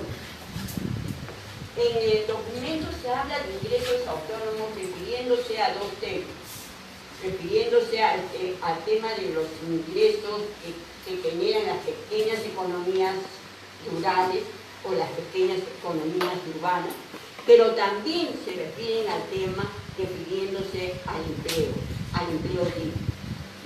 Pero a colación ustedes colocan el tema de la competitividad y refiriéndose específicamente al plan de competitividad y de productividad recientemente aprobado. Es en este plan, hemos hablado hace poco con la ministra de Trabajo también, es este plan el que efectivamente desregula aún más el mercado laboral. Y eso, ya por experiencia, y no por experiencia y por data, sabemos que lo que hace tiene dos efectos adversos a lo que quiere el MIDI. Uno, hace los ingresos más inestables, ¿no es cierto? Porque el empleo va a requerir, el trabajador va a requerir moverse de un lado a otro y en situaciones no necesariamente en buenas condiciones, ¿no es cierto?, sino en condiciones precarias. Entonces, eso genera inestabilidad en el ingreso, pero además vamos a tener a lo mejor mayor empleo de baja calidad, porque habrán trabajadores, efectivamente, que se van a refugiar una vez más en la microempresa, y la microempresa genera empleo de baja calidad. Entonces, eso ya sabemos, y se han dado un conjunto de políticas precisamente para la formalización del empleo en la microempresa, y sabemos que eso no ha ocurrido, y sobre eso también hay data, y hay data, ¿no es cierto? Entonces, este es un tema que es importante que ustedes consideren. Y si a eso nosotros le sumamos que en el sector rural, incluso en el sector urbano, los ingresos también son inestables por los riesgos climáticos, ¿no es cierto? Porque cuando hay un desastre, lo que pierden los agricultores son sus activos, ¿no es cierto? Y otra vez la pobreza habrá crecido y las desigualdades se habrán profundizado. Un tercer tema es este planteamiento que a mí me parece muy importante, que es el ejercicio pleno de los derechos, ¿no es cierto? Esto es sumamente importante, pero eso quiere decir dos cosas. Quiere decir que la economía y la política se pone al servicio de la gente, y no al revés como ocurre ahora, ¿no es cierto? Quiere decir que hay un crecimiento del PBI de una dimensión determinada que hacen posible que efectivamente todos universalmente podamos ejercer nuestros derechos, todos nuestros derechos. Para hacer eso factible, creo que habría que pensar en otro modelo de desarrollo, que no se dice en el documento, y que habría que pensar en la diversificación productiva, habría que pensar en darle mayor valor agregado a la producción, porque con el modelo primario exportador no vamos a poder lograr tener esos ingresos en el fisco, ¿no?, que se requieren en el presupuesto para atender todos los problemas de salud, educación, etcétera, que ustedes ya han mencionado y que tienen un buen diagnóstico. Al diagnóstico solamente yo diría que habría que meterle el dato territorial para ver que las brechas son aún más alarmantes, ¿no es cierto? Más alarmantes. Finalmente, cito hartos puntos que me parecen muy importantes que han salido ahora en la discusión, es focalización o universalización. ¿Cómo es? ¿Dónde estamos? ¿Dónde se ubica la política? Y dos, ¿a qué le estamos llamando ingreso básico? Esa es una pregunta sustantiva para ver efectivamente esa visión de futuro que ustedes hoy día nos han propuesto y que nos parece muy, que nos compromete, ¿no es cierto? A todos. Muchas gracias.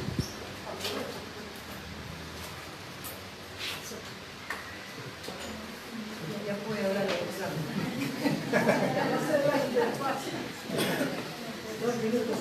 Bueno, primero que nada, agradecer la convocatoria y los aportes, ¿no?, de todas las organizaciones aquí presentes. Y yo lo que quería mencionar era, desde el Ministerio lo que estamos tratando de hacer es planteando un nuevo enfoque. Creo que el tema es el enfoque, ¿no? Y el documento está tratando de hacer algo que creemos que es válido, que es socializarlo y consultarlo y recoger la mejor manera de estos aportes para ese enriquecimiento. Esta es una de las múltiples consultas que se están haciendo y hay otras que van a darse tanto a nivel regional como a nivel macroregional.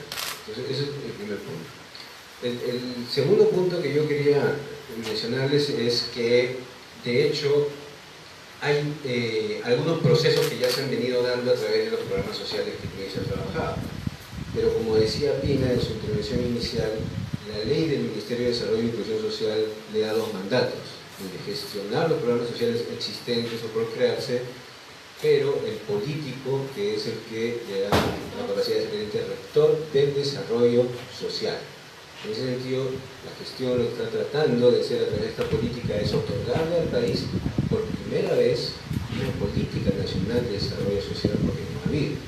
La anterior se denominó de ese modo, siendo una estrategia.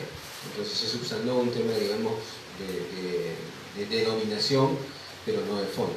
Esta política puede no ir a los temas de fondo aún que han salido, como el tema laboral o el tema tributario, porque son, digamos, de la estructura que van más allá de los campos de la competencia también del propio sector, pero sí creo que coincidimos todos en que plantea algunos ángulos y puntos de referencia y partida distintos que son los que permitirían lograr un tránsito hacia ese nuevo enfoque modelo. Yo les quería mencionar, la ministra está en el encuentro de los Ministerios de Desarrollo Social de la ONU, y quiero mencionarles un extracto del discurso que va a brindar el día de mañana.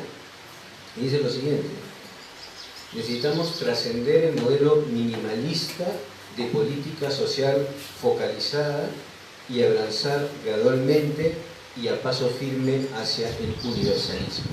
Esto es lo que el gobierno está sosteniendo en la Asamblea General de Naciones Unidas y en el espacio del Ministro de Desarrollo Social mañana. Esa es la posición de la Ministra de Desarrollo Social y por ende la del gobierno en políticas de desarrollo social.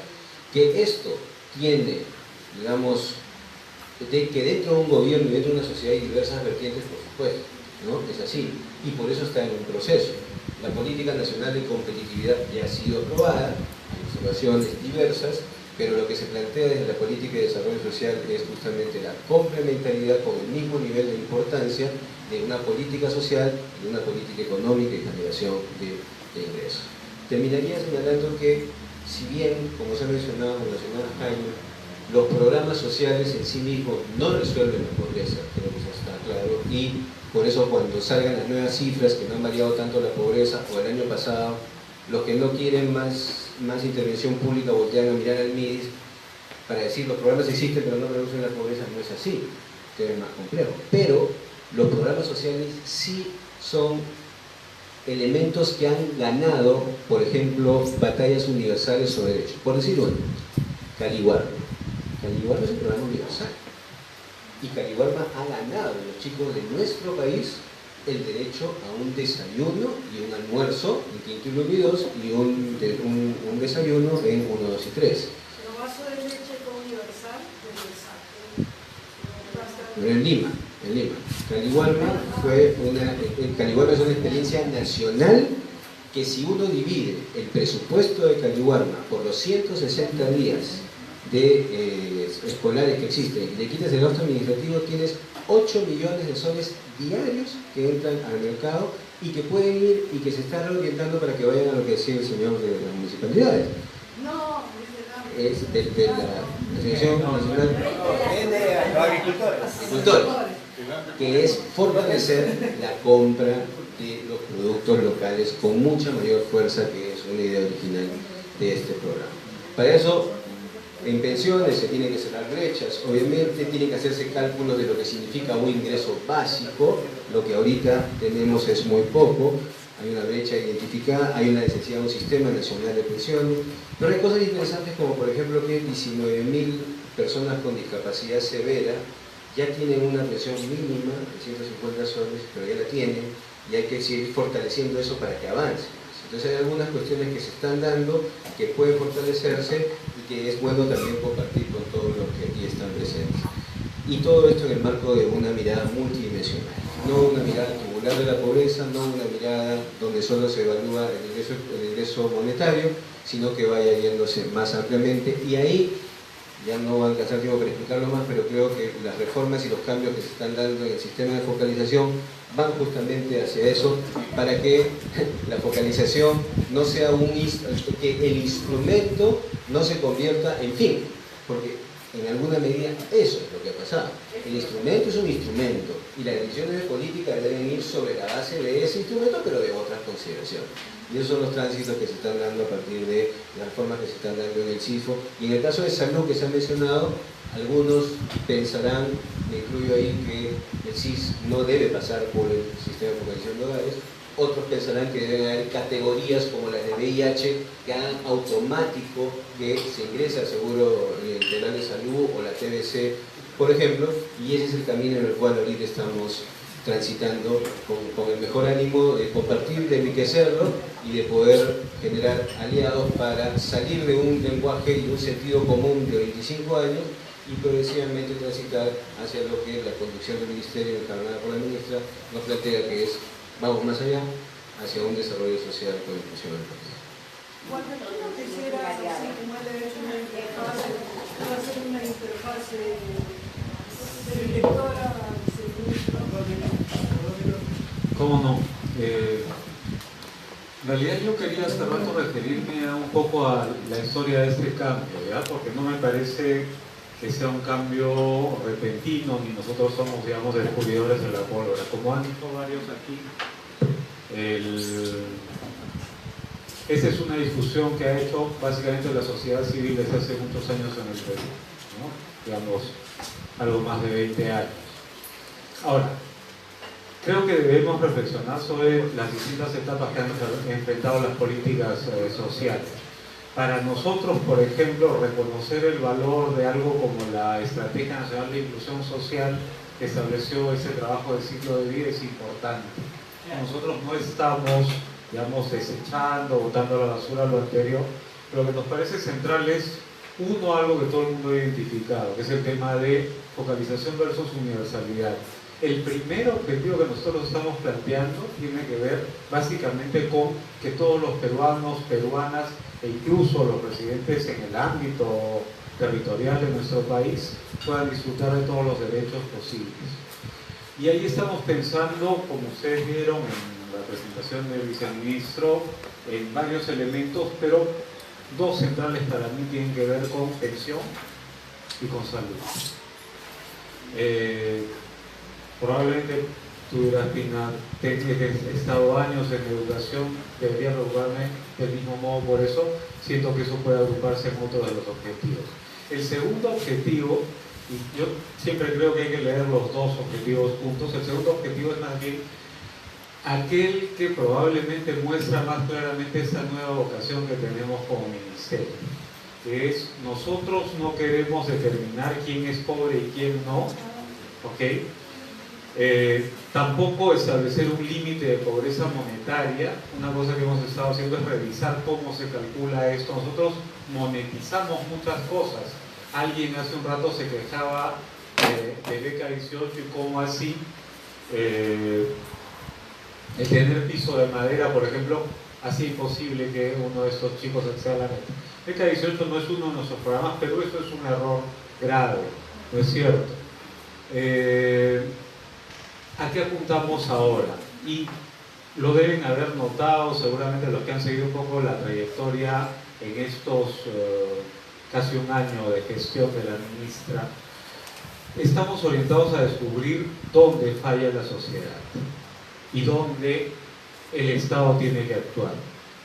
Y eso en mi cabeza y en la de Alex y probablemente en la de muchos del Ministerio significa compensar 200 años de falla, ¿no? O sea, no hemos tenido un periodo en el cual el Estado ha podido, digamos, comportarse a la medida frente a las carencias de la población. Pero un tema adicional es que a partir de los 90 se instala este criterio de, ok, la vida es una lucha y es una competencia, y en esa lucha y en esa competencia ganan unos pocos y hay otros perdedores. Para ellos lo que hay son los programas sociales. Pero nosotros heredamos 7 programas sociales de los 22 que hay. Y esos 7 programas sociales, algunos tienen valor. Estamos pensando, por ejemplo, que una combinación de un puntos que sí gradúe a la gente, gradúe en el sentido de que pueda incorporar las actividades productivas, tiene sentido. Y entonces recuperar con CODES ahí tendría sentido. Prédicas como la de Carlos Paredes, por ejemplo, con Sierra Productiva, han sido desoídas sistemáticamente durante estos años. Y ya no estamos hablando solamente de la década del 90, ¿no es cierto? Sino que han generado entusiasmo, pero rápidamente han caído por temas burocráticos. Son cosas que nosotros tenemos que pensar. El Ministerio está viviendo varios procesos al mismo tiempo, junto con la política, que honestamente apareció primero como una necesidad formal. La política, digamos, de nuestros antecesores había encontrado su término legal y había que encontrar una nueva política. El tema es que cuando empezamos a formular la nueva política, lo que encontramos es que las recetas anteriores no funcionaban por 2 motivos. Uno, porque no estaban en realidad haciendo no pobres a los pobres. Segundo, porque en realidad la población que tiene que atenderse es una población que no solamente tiene que ver con pobreza.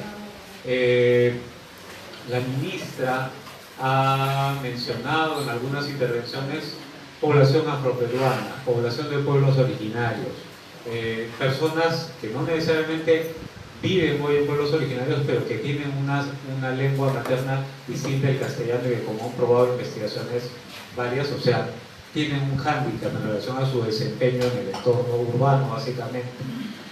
Personas con varios tipos de discapacidad que a veces son invisibles para nosotros.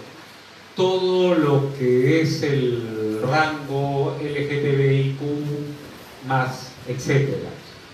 Todo eso pasa. Cuando estábamos formulando eso, la crisis venezolana estalló de pronto. Entonces empezamos a ver que en realidad nuestra actitud tiene que ser la de un sistema que está atento a detectar quiénes son vulnerables o quiénes están al borde de sufrir una desgracia, digamos, un hecho catastrófico, y por catastrófico no es un terremoto, por catastrófico es la muerte de un pariente, por ejemplo, lleva a una familia a la pobreza. Es el tipo de cosas en las que tiene que mirar el MIDIS ahora. Y eso es lo que estamos trabajando en la elaboración de la política. Corto solamente para decir, igualmente importantes son el tercer objetivo, el que tiene que ver con la producción, y el cuarto objetivo es nuestra manera de instrumentar al Estado peruano para que eso funcione, que es lograr articulación entre los distintos niveles de gobierno, donde el MIDIS tiene brazos, y eso es una novedad. El MIDIS va a tener herramientas fuertes para poder hacer que haya puentes de la política. Entonces, eso es lo que tenemos. Eso es lo que tenemos.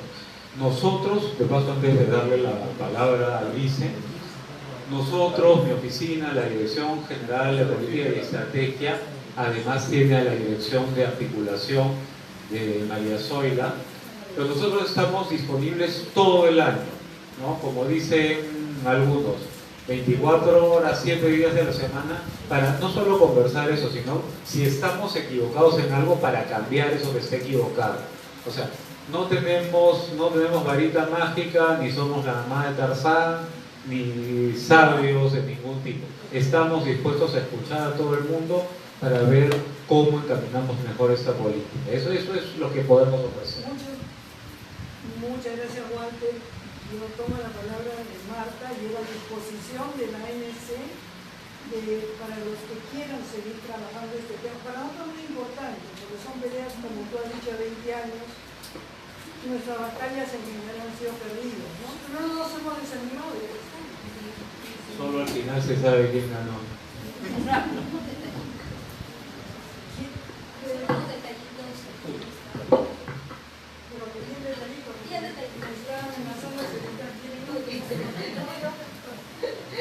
Sí, son unas cuestiones de carácter directo. Ha habido muchas preguntas en relación al cómo, y esta política tiene toda una sección de identificación de servicios que ya existe en los diferentes sectores como nuevos servicios en la línea de implementación ya de esta política, ¿no? Entonces, en el documento más extenso igual podríamos compartirlo para poder tener idea de cuáles son esos servicios que hemos ido alineando a la política, ¿no? Lo otro es que la política tiene también como desafío luego poder armar un plan estratégico multisectorial, lo cual es bastante desafiante, pero es algo que nos pide además el plan, pero es algo que nos parece fundamental para poder tomar un tema. Y hubo una intervención de Elizabeth, creo, de la CONIP, que hizo alusión a que era necesario poder poner más énfasis también a esto. Quería señalarle que todos nuestros lineamientos en la política han considerado algunos criterios básicos, ¿no? Uno, el tema de disponibilidad, o sea, que los lineamientos puedan tener las suficientes condiciones para su implementación, que los lineamientos cumplan también con un criterio de calidad y por último un criterio de accesibilidad. Eso quiere decir que incorpore a las distintas, porque además dentro de las personas con discapacidad es todo un mundo, toda una serie de diversidad. Ella ha mencionado varias de esta diversidad que tenemos. Y entonces, desde el diseño de la política también se ha pensado eso. Muchas gracias. Ahora sí, viceministro. Es el cumpleaños del viceministro. Ha sido muy enriquecedor. Agradecer a Josefina, agradecer a Marta por la hospitalidad de invitarnos aquí a su casa.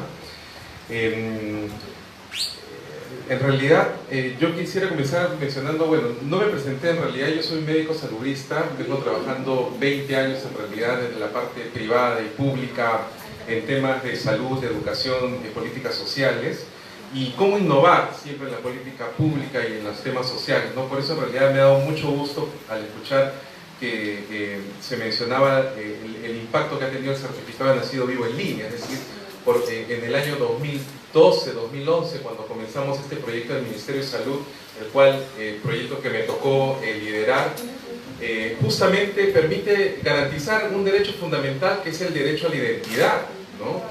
En el cual ya de dejar de ser estos niños invisibilizados, por primera vez podemos identificar dónde están y cómo nacen estos niños, ¿no? Esto luego nos permite ahorita justamente tomar buenas decisiones, ¿no? Porque tenemos, digamos, por primera vez un mapeo de dónde están nuestros niños en todo el Perú, ¿no? Entonces, quería solamente precisar tres puntos, ¿no? En realidad, primero agradezco a todos los comentarios. Para nosotros son muy útiles, los hemos anotado y vamos a abordarlos también como corresponde. Con respecto a los programas sociales, efectivamente, vamos a continuar nosotros cerrando brechas. Si bien es cierto, nuestros programas no están orientados a solucionar el tema de la pobreza, son sí un amortiguador de la pobreza, ¿no? Y eso lo hemos nosotros estudiado. Mencioné que el año pasado tuvimos un 21.7 de pobreza, ¿no? Pero si no hubiesen existido los programas sociales, específicamente Juntos y Pensión 65, esta pobreza hubiese aumentado al 23.5, es decir, los programas sociales ayudaron a aportar en 1.8 puntos porcentuales, ¿no? Y en esa ruta vamos a seguir. El segundo... Es que a veces los datos estadísticos Tú estás ahí, Rafa, también, ¿no? Tengo uno de esos papeles que... ¿Qué dice eso? Pero no, disculpe que le interrumpa, pero creo que también ya estamos en la etapa de análisis más cualitativo. Igual pasa con todos los indicadores que subió 1.4, 1.32, dónde, cómo, por qué. Es porque cuando las cifras son de esta magnitud y no son de 5 puntos, podemos entrar a las cuestiones más de tipo cualitativo. Exacto, ¿no? Y justamente voy a aprovechar tu comentario para también mencionar otro, porque ustedes en realidad también son nuestros voceros y quiero sentirlo así, ¿no? O sea, yo creo que aquí todos estamos en esta lucha y es importante aclarar algunos puntos, ¿no? El otro tema, por ejemplo, el de la anemia, ¿no? El de la anemia que, como muchos de ustedes han podido escuchar, el porcentaje de reducción aparentemente ha sido mínimo, ¿no? De 43.6 que tuvimos en el 2017 a 43.5, ¿no? Sin embargo, es importante mencionar que la acción articulada del Estado recién se dio en julio del 2018 con la aprobación de este plan multisectorial de lucha contra la anemia. Por primera vez hemos hecho las cosas diferentes, ¿no? Siempre año a año, ¿no? Con el tema salud, inclusive MIDIS, que tenía su propia política, prácticamente no había disminución de la pobreza, sí, de la anemia. Si yo comparo el primer semestre del 2018 versus el segundo semestre del 2018, es decir, posterior implementación del plan, hemos visto que ha disminuido en 5 puntos porcentuales. Es decir, llegamos al 41.6 en el segundo semestre del 2018. Nunca antes en los últimos 7 años había disminuido menos del 43% de anemia, ¿no? Nosotros no estamos alegres, obviamente, de esto. El que sea el segundo semestre más bajo de los últimos 7 años no nos pone alegres. Es escandaloso todavía tener más de 40% de anemia en nuestros niños menores de 36. Pero quiere decir que hemos hecho las cosas diferentes y hemos logrado estamos viendo una tendencia a la baja, ¿no? Entonces, no vamos a permitir que un sol de nuestros impuestos, de sus impuestos, se malutilice, ¿no? Y por eso hemos abierto otros canales de comunicación. Es más, nos hemos esforzado para que el canal de comunicación sea lo más simple posible. Antes cada programa social tenía su propio número de teléfono, un número de 8 o 9 dígitos. ¿Quién se va a acordar de ese número? Ahora, a partir de ahora, tenemos un número ya corto implementado. Coordinamos con el Ministerio de Transportes y Comunicaciones y nos asignaron el número 101. 101, fácil. No solamente pueden tener información, nos pueden hacer sus denuncias. Y nosotros vamos a estar atentos, además de los canales tradicionales, como mencioné, o los canales a través de la sociedad civil que están establecidos en los diferentes mecanismos para hacer llegar sus inquietudes. Y finalmente, que es un tema importante también en base a la coyuntura actual, pero no quiero dejar de mencionar, es el tema de la política de riesgos y desastres que venimos trabajando, ¿no?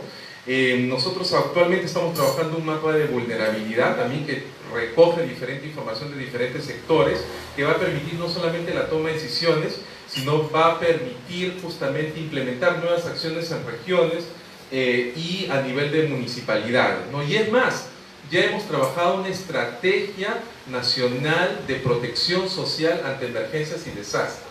Esa estrategia ahorita ya está a punto de ser publicada también y va a aportar significativamente a el proceso de gestión de riesgos y desastres que venimos trabajando. Nuestra estrategia de protección social adaptativa también ha recogido aportes y hemos tenido el apoyo de la cooperación internacional, del PMA, de UNICEF, que también han trabajado estos temas en diferentes países. Y esta estrategia de protección social adaptativa, una vez que se publica, va a ser la primera en América Latina, ¿no? Así que en este tema tenemos algunas buenas prácticas que compartir y quiero finalizar mi presentación compartiendo también con ustedes que para nosotros la transparencia es un aspecto fundamental. La transparencia también forma parte de una de las acciones anticorrupción que también venimos nosotros no solamente promoviendo, sino tomando acciones concretas. Y quiero también compartir que también visiten nuestra información que tenemos pública. Nosotros tenemos un gran repositorio de datos e información que lo tenemos transparente para todos ustedes, no solamente para que ustedes vean, sino también para que nos vigilen inclusive, ¿no? Nuestros repositorios son diferentes, pero quiero compartir solamente dos. Uno es Redinforma, si ustedes googlean Redinforma va a salir, es un repositorio multisectorial, Redinforma, ¿no? Y dentro de ellos está un icono que se llama InfoMidis. En InfoMidis ustedes van a ver la información de cada uno de nuestros programas sociales, cada uno de nuestros beneficiarios y inclusive región por región.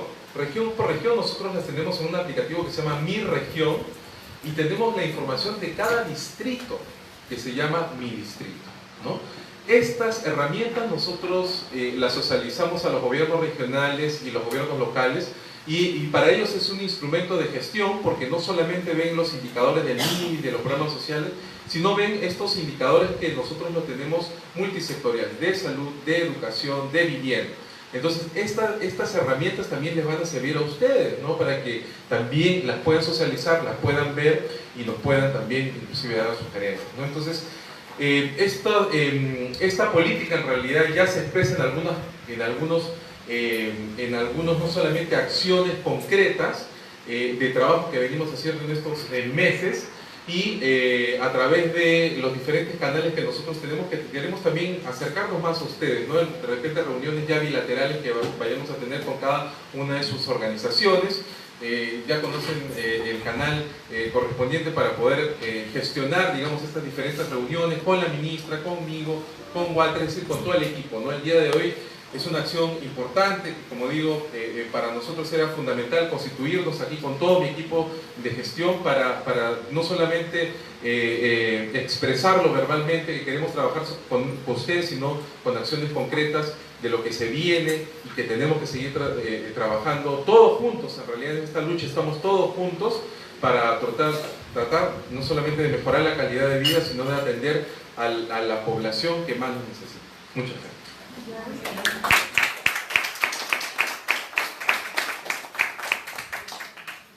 Les agradecemos a todos.